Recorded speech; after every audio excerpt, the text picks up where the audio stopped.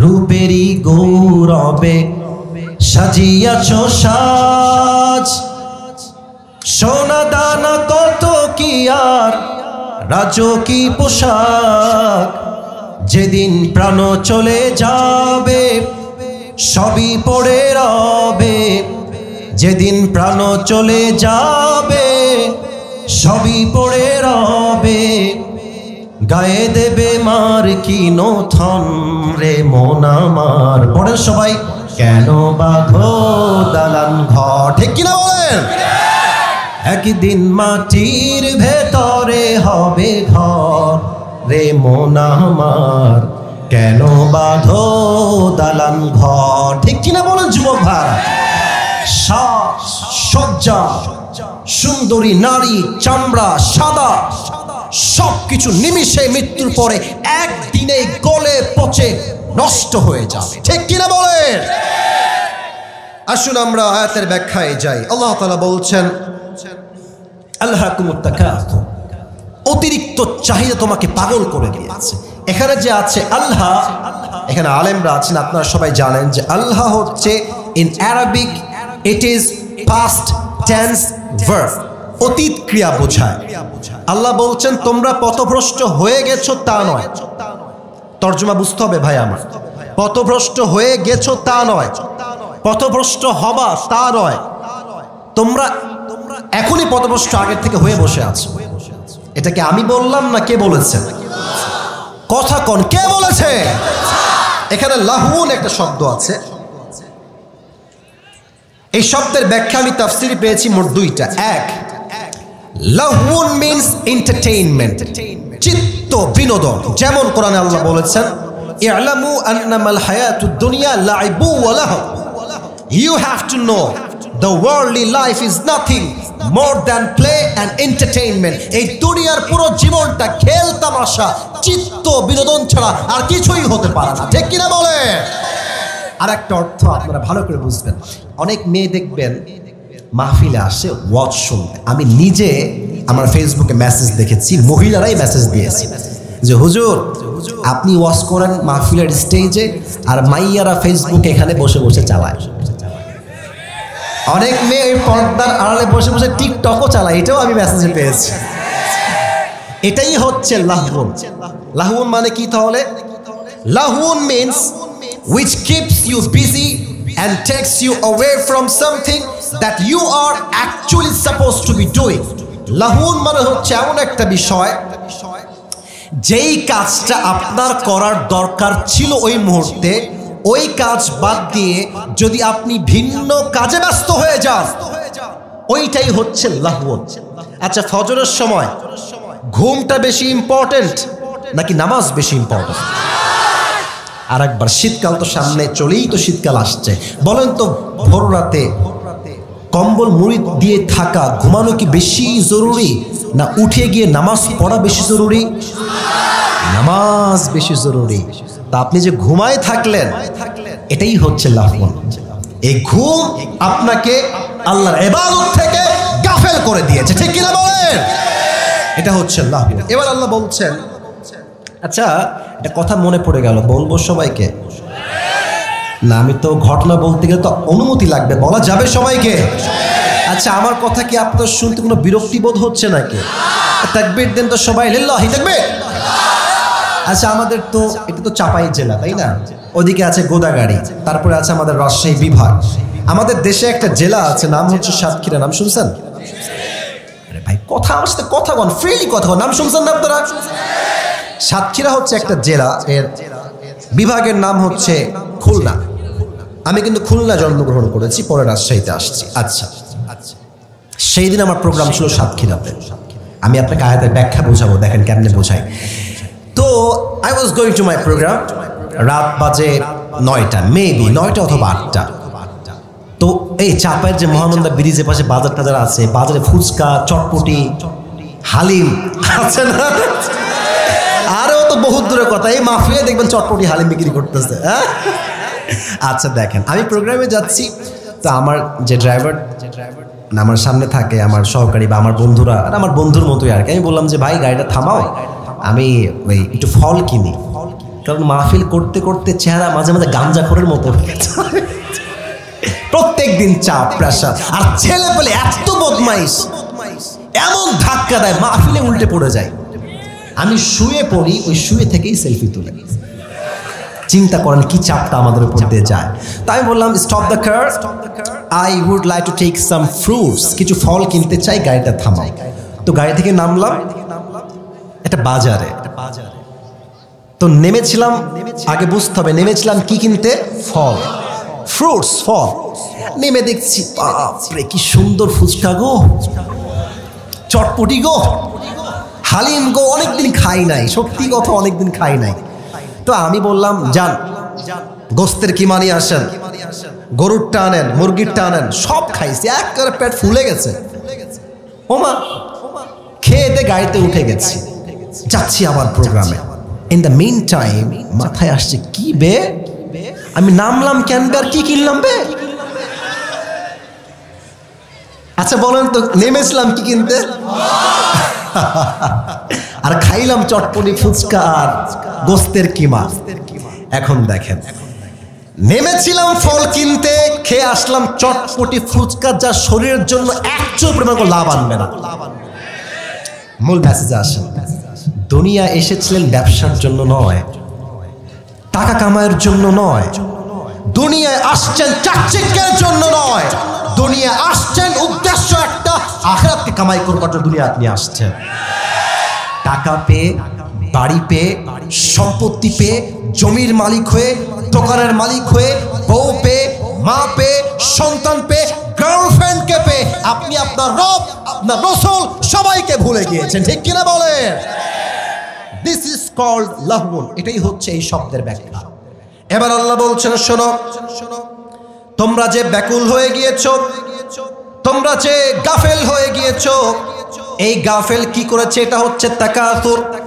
এই তাকাসুর শব্দের তাফসীর হচ্ছে মোট 4টা। এক, অতিরিক্ত চাহিদা। আচ্ছা আমার কিন্তু একটা R15 বাইক আছে, অনেক আগে কিনেছিলাম, একটু শো অফ করলাম, একটু ভাবলাম, রাগ করবেন না।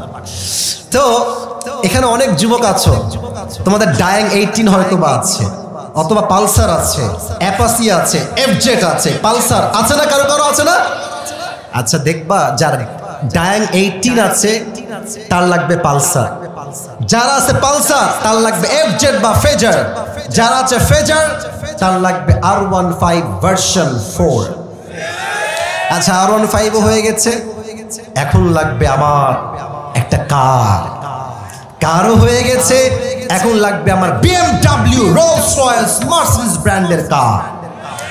মার্সিডিজ হয়ে গেছে, BMW হয়ে গিয়েছে, এখন লাগবে আমার একটা পার্সোনাল জেট প্লেন বা হেলিকপ্টার। যা আছে তার চেয়ে অধিক চাওয়া, এটা হচ্ছে তাকাসুর। 1 নাম্বার ব্যাখ্যা। আমার কথায় কেউ বিরক্ত হবেন না, ফালতু কথা নয়, প্রত্যেকটা শব্দ হবে আয়াত ভিত্তিক তাফসীরের ব্যাখ্যা, ঠিক কিনা বলেন? 2 নাম্বার ব্যাখ্যা হচ্ছে খুব অসাধারণ। তাকাসুর means, this is really amazing tafsir.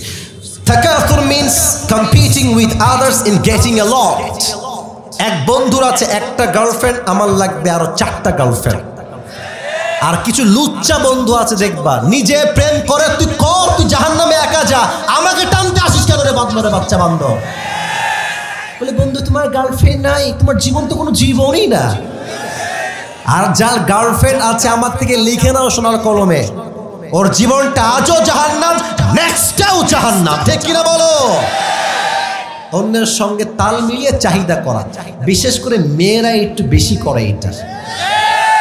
স্বামী আসছে বেচারা কাজ করে বাসায়, কথা বল না, আসছে রাত 12টার সময় ক্লান্ত, চাপায়ের লোক তো কর্মঠ পরিশ্রমী মানুষ আমরা, এসে বলছে জানো পাশের বাসার ভাবিকে ওনার স্বামী কালকে 12,000 টাকাতে শাড়ি কিনে দিয়েছে গো।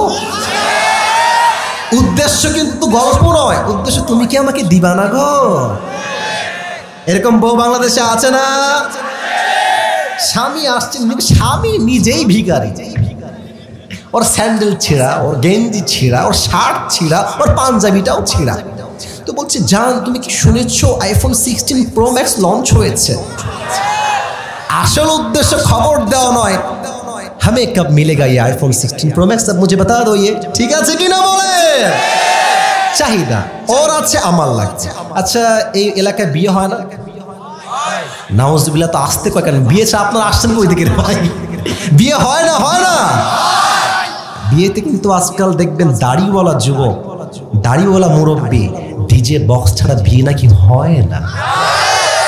আর যেই বাপ গান বাজাচ্ছে দেখবেন যে মুরব্বী দাড়ি পেকে গেছে, এক পা অলরেডি কবরে ঢুকে গেছে, তো বলবে মুরব্বী ডিজে গান কেন? বলছি বাবা, একটা মেয়ের বিয়ে না দিলে কেমন লাগে বলো? এগুলো সব উপরে ফিটফাট, ভেতরে পুরোটাই সদরঘাট যুবক ভাই। তো দেখবেন এক এলাকার বাড়িতে বিয়ে হয়েছে, 2টা ডিজে বক্স ছিল। এখন আর এক মুরব্বী বলছে, এটা তো কিছুই না বে, আমার বেডির বিয়ে যখন দিব তখন দেখবি কমপক্ষে 10টা ডিজে বক্স আমি সাউন্ডে বাজাবো। আছে না নাই বলো? অন্যের সঙ্গে চাহিদা কম্পিটিশন করে আগ বাড়িয়ে যাওয়া, 2 নাম্বার ব্যাখ্যা। 3, তাকাতুর means taking pride in having more. যত আছে যার, তার অহংকার তত বেশি। চাপায়ে দেখবেন কিছু ছেলের R15 আছে, এই পেছনে একটা কেমন ভুট ভুট ভুট ভুট সাউন্ড, এটা নাম কি গো? সাউন্ড দিয়ে দেয়, এমন সাউন্ড। মেয়েরা যখন রাস্তা দিয়ে যায় বলে, দেখ গাঞ্জা করে একটা আসতেছে এইদিকে দেখ। আর এই যে বেড়া চালায় ওর তো ভাবই আলাদা গো। চলছে শীতকাল, দেখবেন চেইন পড়েছে একটা, চুল দেখবেন এই পাশে নাই, এই পাশে নাই, মাঝখানে একদম সজারুর মতো। এটা নাম হচ্ছে ঘোড়া কাটিং, ঠিক আছে কথা? চলছে শীতকাল, মুরব্বী চাদর মুড়ি দিয়েও কুল পায় না। ও দেখবেন শীতকালে এভাবে শার্টের বোতাম খুলে মাল একটা আসতেছে। আর কি বলবো, দুঃখের কথা, চাপায়ের মহারাজপুরের ভাইরা, এই গাঞ্জাখোরকেই মেয়েদের পছন্দ হয়। আল্লাহ এই মেয়েদেরকে হেদায়েত দান করুন, সকলেই পড়াবে। 3 হচ্ছে বেশি পাওয়ার জন্য শো অফ করা, গৌরব করা, অহংকার করা। আরে অহংকার একদিন মৃত্যুর মাধ্যমে মিশিয়ে দিবে একজন। আওয়াজ দিয়ে বলেন তো সবাই, তিনি কে? 4 নাম্বার ব্যাখ্যা দিয়ে হাদিসের ঘটনায় যেতে চাই। 4 নাম্বার ব্যাখ্যা আরো অসাধারণ। আমরা কি হিন্দু না মুসলমান? আপনারা কিন্তু 12টা বাজতে যাচ্ছে, এমন কোনো আচরণ করবেন না যে আমাকে ওয়াজ এখনই শেষ করতে হয়। আমার দায়িত্ব কিন্তু 1 ঘন্টার আমি আজকে নিয়েছি। 1 ঘন্টা বলবো, তারা বেশি নয়। বাট আমার কথা হচ্ছে সব জায়গায় ফর্ম দিয়ে নয়, ফর্মালিটিস দিয়ে নয়, নিয়ম দিয়ে নয়, কিছু জেলায় নিয়ম দিয়ে নয়, ভালোবাসা দিয়ে ওয়াজ করতে হয় যুবক ভাইরা, ঠিক কিনা বলো? 4 নাম্বার হচ্ছে, আগে বলেন, শিওরলি বলেন, আমরা কি বৌদ্ধ না মুসলমান? জোরে, দিল খুলে, আরো জবান খুলে, আমরা কি? আমরা কি খ্রিস্টান? আমরা কি হিন্দু? আমরা কি বৌদ্ধ? আমরা কি উপজাতি? আমরা সবাই কি মুসলমান। পরিচয় ভুলবেন না, পরিচয় ভুলবেন না। পরিচয় দিবেন না যে আমি আহলে হাদিস করি, পরিচয় দিবেন না যে আমি হানাফি মাযহাব অনুসরণ করি, পরিচয় দিবেন আমি কওমি মাদ্রাসায় পড়ি, পরিচয় দিবেন আমি জামাত ইসলাম করি, আওয়ামী লীগ করি, বিএনপি করি। আপনার প্রথম পরিচয় আমি মুসলমান ঘরের সন্তান। আর আমাদের উপরে জাতির পিতাকে 5 আগস্টের আগে চাপায়ে দেওয়া হয়েছে না। আপনারা কথা বুঝলে ঠিক জোরে বলতেন, তাও বোঝেন নাই মনে হয়। আমি স্পষ্ট ভাষায় বলছি, আজকে চাপায়ের মাটিতে তাফসীরের মাঝে আমার মনে পড়ে গেলে কথাটা নয় বলতাম না। মুসলমানদের জাতির পিতা বঙ্গবন্ধু নয়, মুসলমানদের জাতির পিতা ইব্রাহিম আলাইহিস সালাম। বলতে কোনো ভয় আছে আপনাদের? বাংলাদেশ আপনি যেখানেই যাবেন বঙ্গবন্ধু, খালি বঙ্গবন্ধু। এখন যেটা কথা মনে পড়ে গেল বলা যাবে না, আপনার রাগটা করবেন, দৌড় না বলবো না, না না বলবো, বলা যাবে যাবে যাবে যাবে। বঙ্গবন্ধুর নাম কেমনে তারা কায়েম করছে দেখেন। এক লোক, ওই আমি সাইদি সাহেব থেকে শুনেছিলাম সেই দিন, ওই এক লোক বিদেশ থেকে আসছে চট্টগ্রামে। কোন জেলা? আমি আমার ভাষায় বলছি, বলুন তো কোন গ্রাম? তো ল্যান্ড করে he was coming back to Dhaka, ঢাকায় আসছে। এসে দেখছে যে চট্টগ্রামের রাস্তায় বিশাল বড় একটা টানেল, অনেক বড় একটা টানেল। তো বিদেশি বলছে, এই ভাই, what is the name of this tunnel? এটার নাম কি? তো দেশের লোক বলছে, ভাই, the name of this tunnel is Bangabandhu tunnel. এটার নাম কি টানেল? কথা বলেন, কি টানেল? তো বলছে, wow, looking like a wow, অনেক ভালো। লেটস গো টু ঢাকা, ঢাকায় চলো। ঢাকায় আসছে, ঢাকায় এসে দেখছে আজব কারবার, বিশাল লম্বা লম্বা উঁচু উঁচু ফ্ল্যাট, অনেক বড় বড় ফ্ল্যাট। আরে ভাই এই জায়গার নাম কি? তো বলছে এই জায়গার নাম হচ্ছে বঙ্গবন্ধু অ্যাভিনিউ। বলছে এক্সেলেন্ট, ফ্যাবিউলাস, জিনিয়াস, অনেক সুন্দর, লেটস গো, এই সামনে আগাই চলো। সামনে এগিয়ে দেখছে বিশাল লম্বা একটা খাম্বা।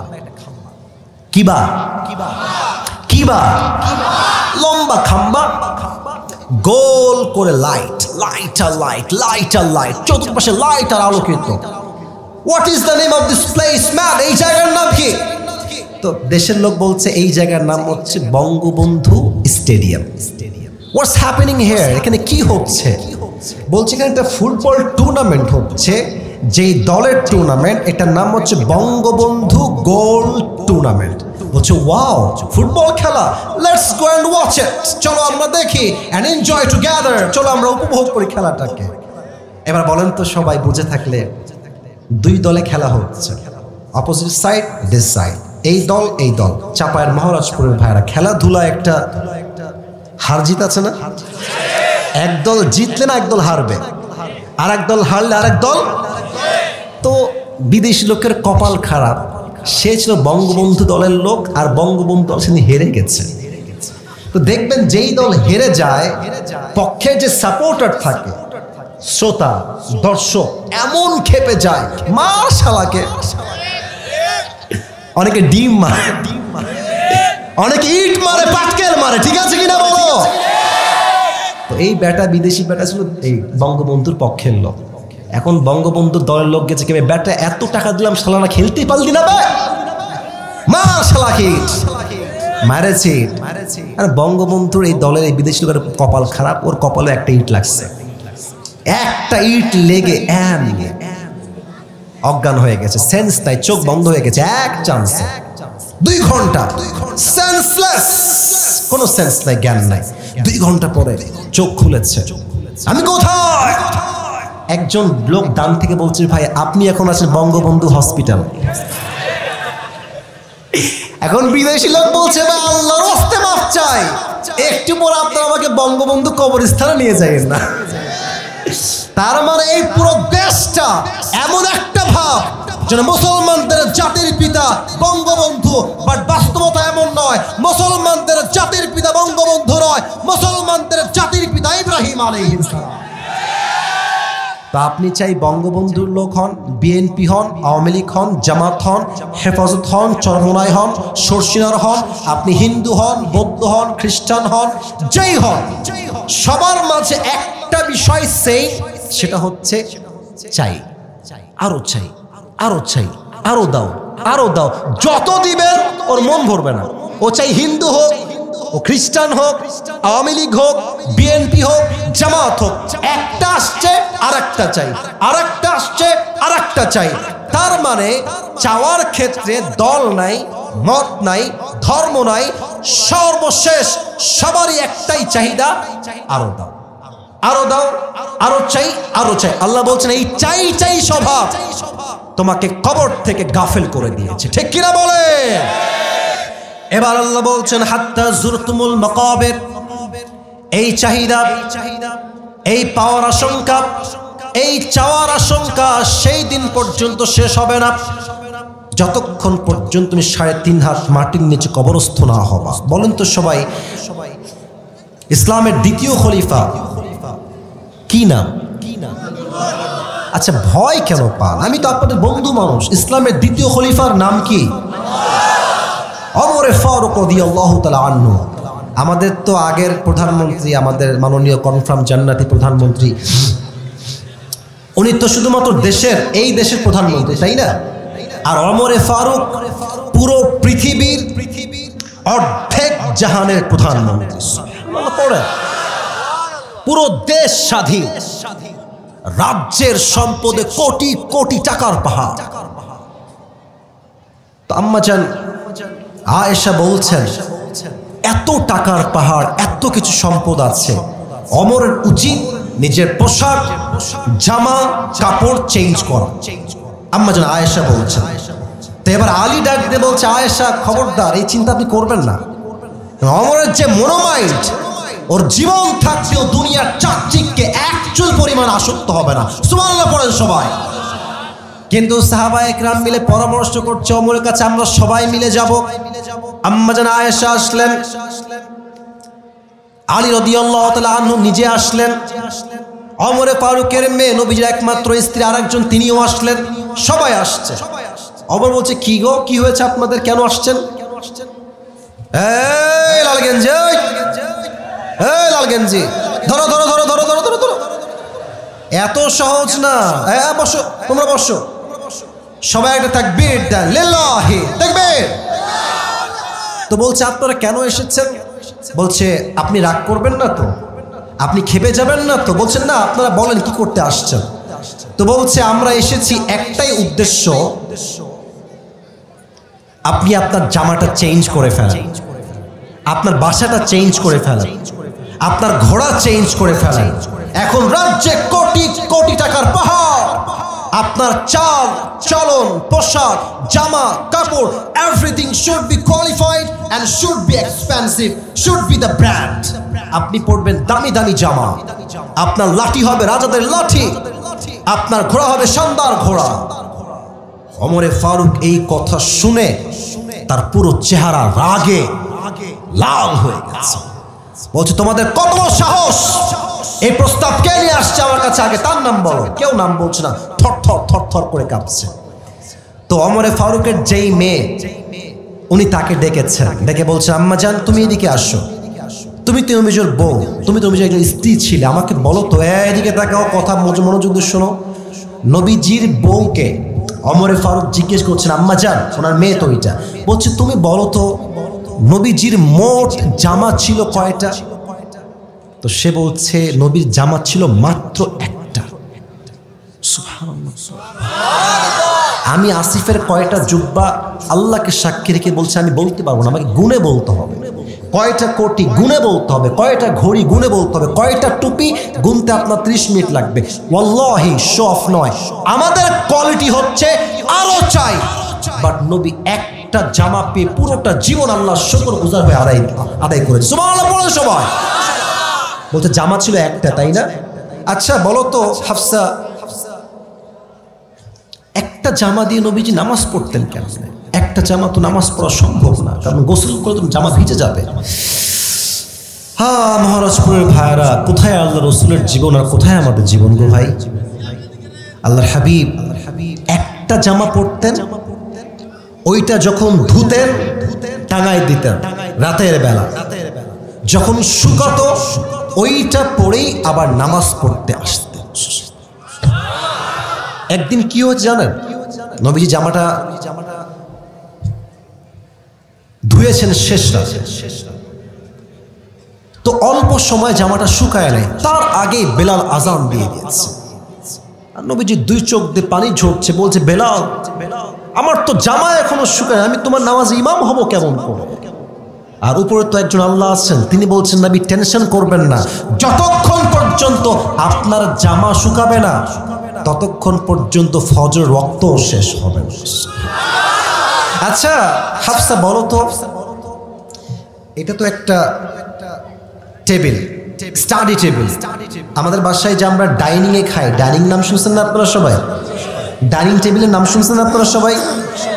টেবিল থাকে, শানদার টেবিল, এই পাশে চেয়ার, এই পাশে চেয়ার, এখানে একটা, এখানে একটা, শানদার খাবার।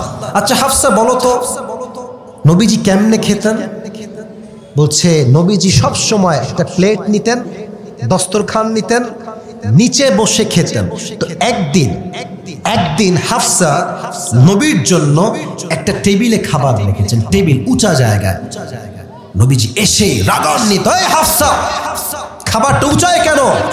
আমি আল্লাহর গোলাম, আমি আল্লাহর দাস, আমি অহংকারের সঙ্গে চেয়ারে বসে নয়, আল্লাহর জমিনে বসে দস্তরখানে খেতে চাই, আমার খাবারটা নামায় দাও। আচ্ছা হাফসা বলো তো, আমার নবীর চলাফেরা কেমন ছিল? বলছে, ইয়া আমিরুল মুমিনিন আব্বাজান, নবী যখনই হাঁটতেন তার চোখ অলওয়েজ থাকতো নিচের দিকে, আর সিনাটা অলওয়েজ এভাবে থাকতো চাপানো। গৌরব নয়, বিনয়ের সাথে হাঁটতেন। দেখে মনে হতো একজন অভাবী মানুষ, বাট বিনয়ের সাথে এমনভাবে চলছেন যার লাইফে, যার হৃদয়ে দুনিয়ার প্রতি চুল পরিমাণ কোনো মায়া মহাব্বত আসক্তি বাস করে না। তো বলছে আমার নবী যদি নতুন জামা না পরে, ভালো জায়গায় খাবার না খায়, ভালো জামা না পরে, তো আমি আমার নবীর আদর্শের একজন মানুষ হয়ে আমি দুনিয়ার চাকচিক্যে কেমন করে মুক্ত হব? আমার বক্তব্য একটা, নবী যেমন ছিলেন আমি অমর তেমন হব। তার বিনিময়ে আল্লাহ তাআলা আমাকে জান্নাতে নবীর সঙ্গে দাঁড় করায় দিবেন। সুবহানাল্লাহ। চাহিদা কমায় না, কবরে যাওয়ার পরে চাহিদার বাস্তবতা বুঝে আসবে। আচ্ছা, একটা প্রশ্ন করবো, উত্তর অনেকে ভুল দিবেন, আমি বুঝে গেছি আগে থেকেই। কবরে প্রশ্ন হবে কয়টা? কবরে মোট প্রশ্ন হবে 4টা। আমি বলছি, সমস্যা নাই, ভুল ধরা উদ্দেশ্য নয়। প্রথম প্রশ্ন আমি বলছি, উত্তর দিবেন আপনারা। প্রথম প্রশ্ন, মার রব্বুক, আমাদের রব কে? জোরে সোরে বলে, আমাদের রব কে? আল্লাহ আমার রব। বলেন, আল্লাহ আমার রব। দমে দমে তনু মনে তারি অনুভব। সুবহানাল্লাহ। তোমার দুনিয়াতে আমি যেদিকে তাকাই, অথই নিয়ামতে ডুবে আছি সবাই। পাখপাখালির কণ্ঠে শুনি তাসবিহ কল রব, তাসবিহ কল রব। পড়েন, আল্লাহ আমার রব, এই রবই আমার সব। দমে দমে তনু মনে তারি অনুভব। সুবহানাল্লাহ পড়েন। 2 নাম্বার প্রশ্ন হবে, ওয়ামান নাবিয়্যুকা তা'রিফু হাযার রাজুল, তুমি কি চেনো এই ব্যক্তিকে? আমরা বলবো, হাযা নাবিয়্যুনা মুহাম্মাদুর রাসূলুল্লাহ সাল্লাল্লাহু আলাইহি ওয়াসাল্লাম। তবে এই জবাব সবাই দিতে পারবে না। আমি আমার ডান হাতে একটা জিনিস ধরবো, এখন বলবেন এই জিনিসের নাম কি? এটা আমার মুখে কি চাপ? চাপায়ের মহারাজপুর সাউন্ড হয় না। এইটার নাম কি? এটা সাউন্ড হয়েছে। আমাকে একটা ফিডব্যাক দেন, মন্তব্য করেন আমার দাড়ি নিয়ে। যুবকরা, মুরব্বীরা সবাই বলবেন, আপনারা বলবেন, আপনারা বলবেন, আপনারাও বলবেন। দাড়ি রেখে কি আমাকে, আমি একটু ঘেমে গেছি, ঘামটা মুছে ফেলি, দাড়ি রেখে কি আমাকে আনস্মার্ট লাগতেছে নাকি ভাই? আরে ইয়ার বাত তো করো, মুছে আনস্মার্ট লাগতেছে? Am I looking unqualified? Am I looking unsmart? Am I looking cat? Am I looking unprofessional? No. আমার তো বিশ্বাস যে দাড়ি রাখে চাঁদের নবীর সুন্নাহ অনুযায়ী সে কাপুরুষের বাচ্চা না, সে সিংহের বাচ্চা। চাপায়ের ভাড়া, এই দাড়ি রাখলে অনেক মেয়েদের চুলকানি হয়, বলে যে দাড়িওয়ালা আমার পছন্দ না, একটু সমস্যা আছে। আর যুবক বলে, হুজুর বিয়ে করলেই দাড়ি রাখবো। আসলে হুজুর, বিয়ে করতে গেলে দাড়ি থাকলে মেয়েরা বিয়ে করতে চায় না। আরে বেটা, তোর কথা এইটা কেন হবে রে? তুই বলবি যেই বেড়ি আমার দাড়ির জন্য বিয়ে করবে না, ওই বেড়ি আমার বউ হয়তো যোগ্যতা রাখে না। চাপায়ের ভাইরা, আর যে আমাকে নবীর সুন্নাহের দাড়ির জন্য বিয়ে করবে, সেই তো আমাকে আল্লাহর দ্বীনের জন্য ভালোবাসে, আর সেই তো আমার বউ হওয়ার যোগ্যতা রাখে। এবার বলেন তো, আমার নবীর মুখে দাড়ি ছিল কি ছিল না? আমার নবীর মতো সুন্দর কে এই তাল্লাটে, এই জমিনে আর দ্বিতীয় কেউ হতে পারে? চাঁদের চেয়ে সুন্দর তুমি, নবী আমার কামলিওয়ালা, দো জাহানের বাদশাহ তুমি, প্যারা নবী সাল্লে আলা। দো জাহানের বাদশাহ তুমি, প্যারা নবী সাল্লে আলা। চাঁদের চেয়ে সুন্দর তুমি, নবী আমার কামলিওয়ালা। সুবহানাল্লাহ পড়ে।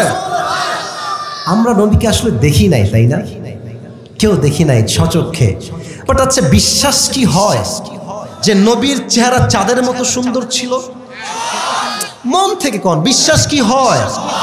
আচ্ছা, এই কথা কি বিশ্বাস হয় যে নবীর যেই চেহারা ছিল, পুরো পৃথিবীর সমস্ত সৌন্দর্য এক করলো নবীর চেহারায়? যে ঝলক, যে নূর, যে আলো, যে মাধুর্য, যে কোয়ালিটি আছে, পুরো দুনিয়ার সমস্ত সৌন্দর্য একদিকে করলে নবীর চেহারার সৌন্দর্য 1000 গুণ বেশি হবে। আমি দেখিনি তোমায় চোখের তারায়, তবুও কত ভালোবেসেছি। সুবহানাল্লাহ পড়ো সবাই। মনের এই ক্যানভাসে তোমার ছবি ভাসে, তোমার প্রেমে যেন পড়েছি, আমি দেখিনি তোমায় চোখের তারায়, তবুও কত ভালোবেসেছি। মনের এই ক্যানভাসে তোমার ছবি ভাসে, তোমার প্রেমে যেন পড়েছি। ঠিক কিনা বলেন? অতএব কবরের দ্বিতীয় প্রশ্ন উত্তর করতে চাইলে আজ থেকে আজকের এই মাহফিলে ওয়াদা করতে হবে, আগামীকাল থেকে আমি আমার দায়িত্বে কোনো খুঁট নয়, কেচি নয়, আমি চাপদারি আল্লাহ রসুলের ভালোবাসায় রাখবো ইনশাআল্লাহ। দ্বিতীয় প্রশ্ন শেষ। Third question will be like this, ওমা দীনুক, তোমার ধর্মের নাম কি? আপনারা বলেন না কেন গো ভাই? কোন না সবাই নাম কি? একটু প্র্যাকটিস করেন দিল থেকে, আমাদের ধর্মের নাম কি? তিনটা উত্তর ডান, শেষ। 4 নম্বর প্রশ্ন, ওমা ইলমুক, এই ভাই তুমি যে জানলা তোমার রব আল্লাহ, তোমার রসুল শেষ নবী, তোমার ধর্ম ইসলাম, how do you know that? What is the source of your knowledge? তুমি জেনেছো কই থেকে গো? বলেন বলেন এক কথায় এই কিতাবটার নাম?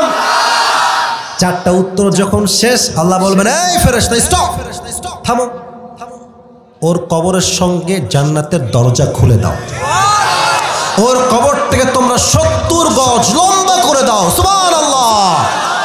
আমরা কি সেই কবরের শান্তি চাই? আবার কোন সবাই শান্তি চাই? আল্লাহ সেই কবরটাকে আমাদের সবার জন্য জান্নাতের বাগান বানায় দিক। সকলে পড়ে হবে। এবার বাকি আয়াতগুলো জাস্ট তর্জমা করে সামান্য কথা বলে শেষ করছি। আর 5টা মিনিট কেউ যদি উঠে যায় কপাল পুড়বে। আমাদের একটাই ওয়াদা, আসছি এখানে দোয়া করে একসঙ্গে বাসায় ফিরবো ইনশাআল্লাহ। কাল্লা সাউফা তা'লামুন, you will know very soon and then you will know very soon. আল্লাহ বলছে তুমি জানবা, অচিরেই জানবা। কিয়ামতে জানবা, কবরে জানবা, 2টা জায়গা, এক কবর এক হচ্ছে কিয়ামত। একটা প্রশ্ন করছি, জবাব দেন।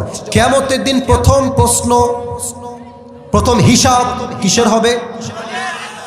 এদিকে সাউন্ড জোরে, এদিকে সাউন্ড নাই। প্রথম হিসাব কিসের হবে? নামাজ, নামাজ, নামাজ। নামাজ নাই যার, ঈমান নাই তার। নামাজ নাই যার, মুসলিম হিসেবে পরিচয় দেওয়ার কোনো অধিকার তার নাই। ঠিক কিনা বলো? আল্লাহ বলছেন, কাল্লা লাউ তা'লামুনা ইলমাল ইয়াকিন, যদি তুমি দুনিয়ার বাস্তবতা বুঝতে তবে তুমি দুনিয়ার জন্য পাগল হতে না, তুমি আখিরাতের জন্য পাগল হয়ে যেতে, কবরের জন্য পাগল হয়ে যেতেন। সুবহানাল্লাহ পড়বেন না আপনারা সবাই? লা তারাউন্নাল জাহিম, তোমার এই অতিরিক্ত চাহিদা ওই দিন শেষ হবে যখন তুমি দেখবা জাহান্নাম তোমার সচক্ষে সামনে, জাহান্নামের আগুন দাও দাও করে জ্বলছে। সুম্মা লা তারাউন্নাহা আইনাল ইয়াকিন, তুমি দেখবা জাহান্নামের আগুন তোমার দিকে দাও দাও দাও দাও করে ধেয়ে আসছে, তোমার গা থরথর থরথর করে কাঁপবে। সুম্মা লা তুসআলুন্না ইয়াওমা ইদিন আনিন নাঈম, সেই দিন আল্লাহ বলবে, এই বান্দা দাঁড়া, তোকে যে আমি এত টাকা দিলাম তুই ব্যয় করলি কোথায়? তোকে যে যৌবন দিলাম যৌবন ব্যয় করলি কোথায়? তোকে যে এত নিয়ামতপূর্ণ সময় দিলাম সময় ব্যয় করলি কোথায়? তোকে যে বউ দিলাম বউয়ের হক আদায় করেছিস কিনা? মা দিলাম নিয়ামত হিসেবে, মায়ের হক আদায় করেছিস কিনা? তোকে নেতা বানালাম, তুই জনগণের টাকা চুরি করলি কেন? আজকে হিসাব দে। চাপায়ের ভাইরা ঠিক আসতে বললে তো ওয়াজ হবে না, জোরে বলেন। ওই দিন কাদের কাউবা উঠবে কিয়ামতের দিন? হাসিনা উঠবে সেই দিন, প্রত্যেকটা জুলুমের বিচার হবে সেই দিন। যুবক ভাইরা, এরা যে কত টাকা মেরে খাইছে কোনো হিসাব নেই, আপনার কল্পনার বাইরে। ইভেন একটা বিষয় খেয়াল রাখেন, ঢাকায় মেট্রো রেল আছে না একটা, নাম শুনছেন না? শুনছেন না নাম আপনারা সবাই? আমাদের উনি বললেন, উনি মানে কে বুঝে ফেলেন, উনি বললেন যে কয়েকশো কোটি টাকা লাগবে এইটা ঠিক করতে। শুনেছিলেন না আপনারা? আর কি কান্না গো, একেবারে এমন কত কষ্ট তিনি পেয়েছেন। আসলে উনি কষ্ট পেয়েছেন, ওনার নিজের টাকায় গড়া তো অনেক কষ্ট তিনি পেয়েছেন, এটা জনগণের টাকা, ওনার সব নিজের টাকা ছিল এগুলো। তো যাই হোক, উনি বললেন যে 300 কোটি টাকার মতো লাগবে। পরে আমরা শুনলাম 20 কোটিও লাগে নাই, ঠিক হয়ে গেছে। তাহলে আপনি বোঝেন এই বাটপারি করে কত কোটি টাকা সরাইছে আপনি কল্পনা করতে পারেন? এই দেশ থেকে জনগণের 1000 কোটি নয়, লক্ষ কোটি টাকা বিদেশের মাটিতে জুলুম করে তারা পাচার করে দিয়েছে। যুবক ভাই, একটা কথা বলেই শেষ করে দেই। অনেক তো দেখলেন, ওই দল সেই দল, ওই দল সেই দল।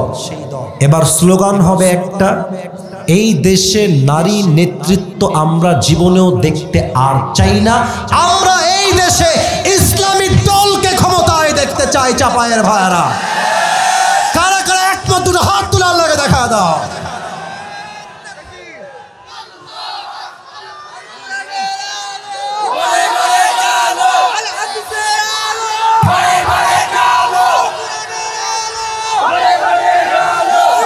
যারা আল্লাহর এই জমিনে আল্লাহর রাজ কায়েমের কথা বলে, যারা আল্লাহর এই জমিনে আল্লাহর দ্বীন কায়েম করতে জেল খেটেছে, শহীদ হয়েছে, জীবন দিয়েছে, রক্ত দিয়েছে, তবুও বাতিলের সামনে মাথা নত করে নাই, এমন দলকে আমরা ইসলামের ক্ষমতায় দেখতে চাই। যুবক ভাইরা, আল্লাহ আমাদের সবাইকে কথাগুলো বোঝার তৌফিক দান করুন। সকলেই মন খুলে পড়ছি আমিন। সবাই একটা তাকবীর দেন, লিল্লাহি তাকবীর। একজন উঠছে মনে হয়, মুরব্বী বসে পড়েন, বসে পড়েন।